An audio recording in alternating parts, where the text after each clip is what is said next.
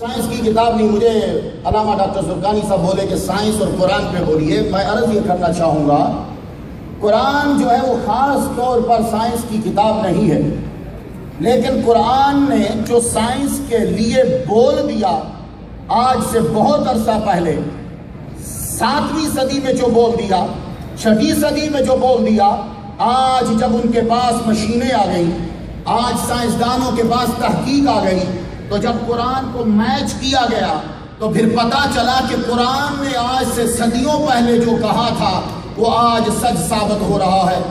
میں مثال عرض کرنا چاہوں گا، ذہنی اور علمی معیار کیا تھا ان لوگوں کا جن پر قرآن کا، جن کے ہوتے ہوئے قرآن کا نزول ہو رہا ہے. ان کا ذہنی معیار اتنا تھا کہ وہ یہ کہا کرتے تھے کہ یہ جو پہاڑ ہیں، یہ پہاڑ آسمان کو سنبھالے ہوئے ہیں، آسمان کو گرنے نہیں دیتے. رب تعالیٰ نے فرمایا یہ تمہارا تصور غلط ہے، میں نے آسمان کو بغیر پلر کے ٹھہرایا ہے، یہ جو پہاڑ ہیں یہ اس کے پلر نہیں ہیں. بغیر عمد ترونہا، میں نے اس کو بلند کیا ہے، اس کے یہ عمد نہیں ہے، یہ آسمان بغیر ستونوں کے ہے. یہ ان کا ذہنی معیار تھا. لیکن رب تعالیٰ نے جو چیزیں اس وقت بیان کی، میں چند مثالیں دے کے اجازت چاہوں گا. جو ہمارا اصل مقصد ہے اس کی طرف بڑھنا ہے. قرآن مجید آج کا جو سائنس کا دور ہے، آج کے دور میں جب آئنسٹائن نے نظریہ دیا تھا، آپ کو معلوم ہو کہ بہت سارے اس کے نظریات ہیں، تو اس نے ساتھ میں ایک ٹیسٹ دیا تھا.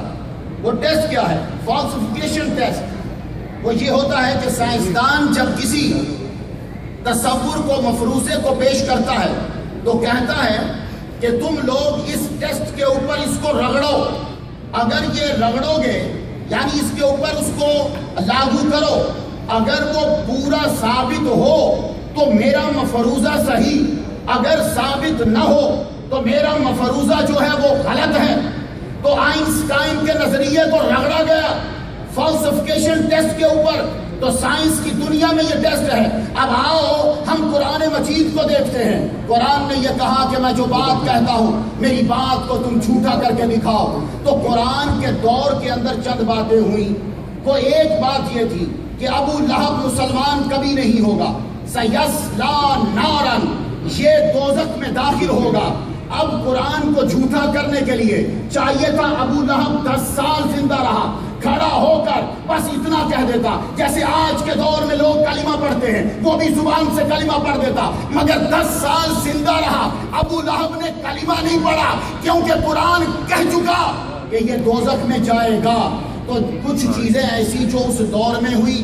پھر قرآن مجید ایک بات اور کہتا ہے، یہی جو آئنسٹائن نے جو مفروضہ دیا جو تمہاری سائنس کی دنیا میں ہے اسی پہ پرکھتے ہیں، پھر قرآن مجید کو لاتے ہیں.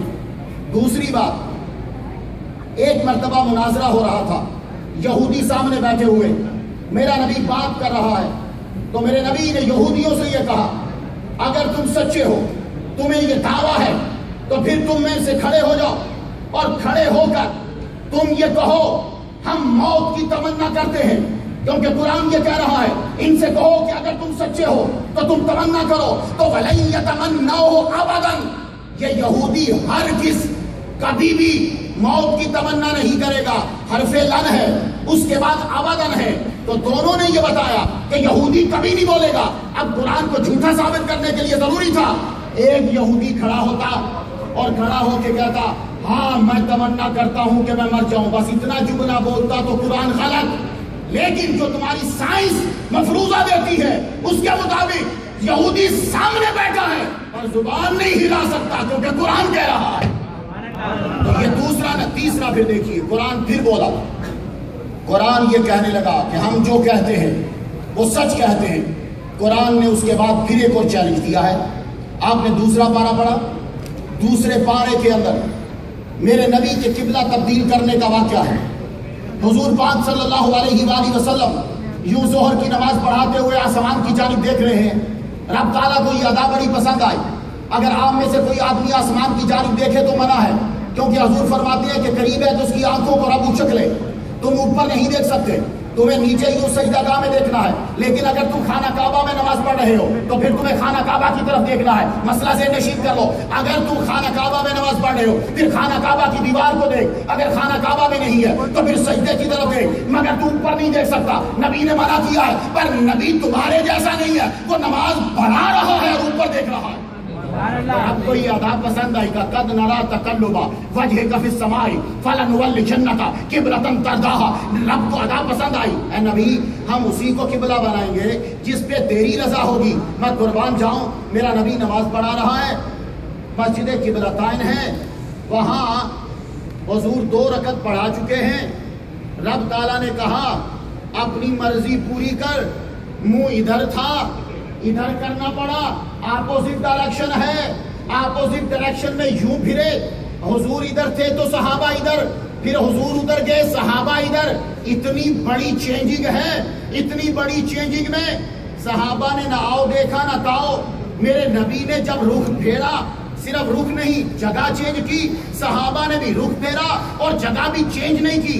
ہم سوال کرنے لگے، اے سچے عاشقوں، یہاں تو بے ایمان قسم کے عاشق ہیں، دعویٰ عشق کا کریں گے اور عشق کے پیسے بھی لیں گے بدلے میں۔ اے سچے عاشقوں، پیسے دینے والوں، یہ بتاؤ آپ لوگوں نے سوچا کیوں نہیں؟ جبکہ نبی نے تمہیں کچھ کہا بھی نہیں، قرآن کی آیت آئی بھی نہیں، آپ لوگوں نے سوچا کیوں نہیں؟ بیچ نماز کے اپنے رخ کو پھیرا کیوں؟